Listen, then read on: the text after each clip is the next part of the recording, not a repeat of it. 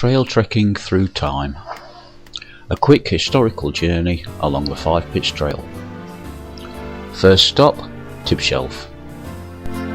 Our historical journey along the Five Pitch Trail begins at Tibshelf, where the trail connects to the Silver Hill Trail, the official starting point. It is suggested that the name Tibshelf is of pagan origin, and has been known by various other names in its infancy. It is claimed that in Anglo-Saxon times the area was known as Tibshelf, meaning Tibber's huts on the ridge. Another early name, Tibber, was translated to mean place of sacrifice on the hill, but Tibshelf has also been known as Tibshelf, Derbyshire and Tibshelf. In 827 AD, Tibber signed a loyalty pact with Egbert, first king of England. Tibshelf appeared in the Domesday Book in 1086 as the manor of Tibshelf, held by Robert, with William Peveril in charge for the king.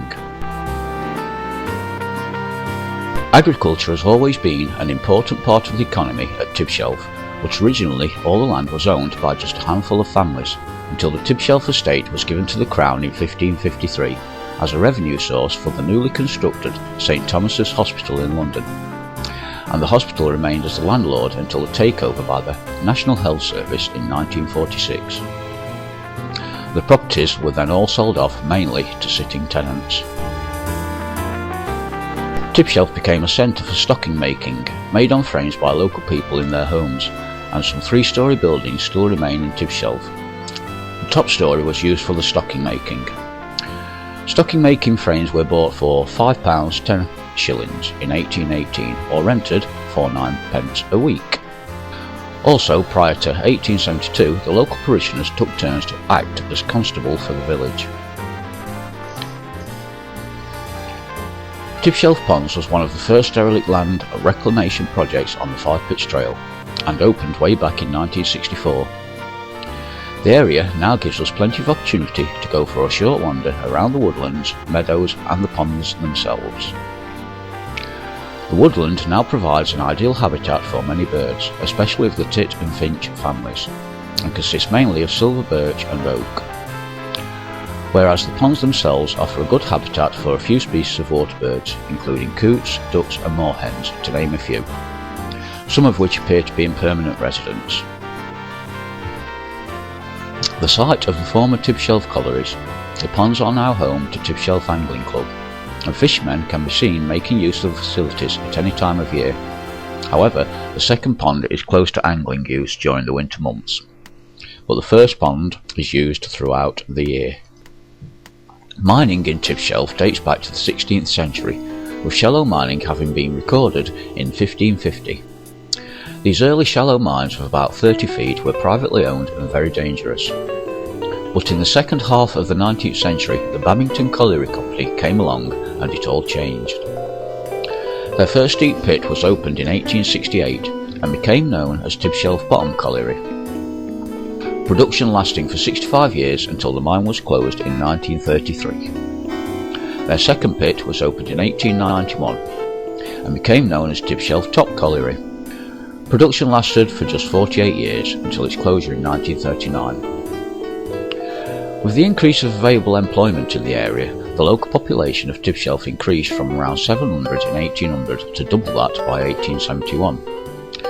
The population continued to increase, and 10 years later had reached approximately 2,250, and by 1920 as many as 4,000 people lived in the parish.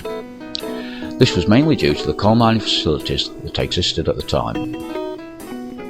Along with the colliery workings and the subsequent population boom, new railways were constructed to facilitate the movement of coal and people in and out of the area.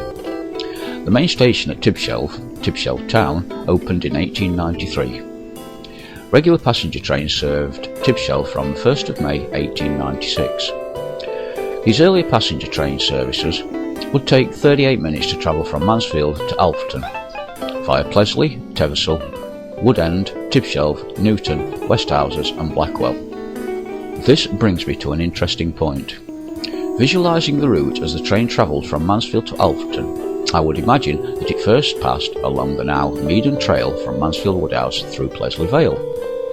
then definitely onto the now Tibshelf Trail from Plesley Pit to Silver Hill, then along the now Silver Hill Trail from Tibshelf, which passes through Woodend, Tibshelf and Newton, before its rather abrupt current day ending near Blackwell. That's no less than 3 current day green trails that this service would have travelled along all those years ago. The original track was partly laid to carry coal to the expanding London markets, but Tibshelf became a thriving station on the line from the Great Central and Midland Railways. At one point, Tibshelf boasted 3 stations. The main one was Tibshelf Town, now the location of the station gallop on the 5-pitch trail, near to Tibshelf Ponds. Doe Hill Station was nearer Moreton, but within the Tibshelf parish. The station building still stands alongside the main Midland line between Chesterfield and Nottingham, but no longer a station, although the main line alongside still carries regular trains. Newton Road Station, alongside the now Silver Hill Trail and still standing, was the site of Smith's Scrapyard for some years, well after the station closed in the 1930s. The line, Silver Hill, fared better and continued in use for many years as a goods line that served the collieries at Tibshelf, Stanton Hill and beyond, until this was also closed along with the collieries it served during the 1980s. All passenger rail through Tibshelf ceased earlier, however, under the Beeching Acts in 1967. The railway that ran from Tibshelf to Grassmoor is now the famous 5-pitch trail. Tibshelf and its ponds make an ideal starting point for anyone wishing to explore the 5-pitch trail, and as such is the official start of the trail, mainly because the area was reclaimed well before the area at the other end of the trail at Grassmoor. People living close to the other end of the trail will probably argue that Tibshelf is in fact at the end of the trail as opposed to the start, most probably favouring Grassmoor as the start due to local loyalty. Whatever, the 5-pitch trail is a most enjoyable and scenic route regardless of where you start. Next up on our historical journey, Pilsley.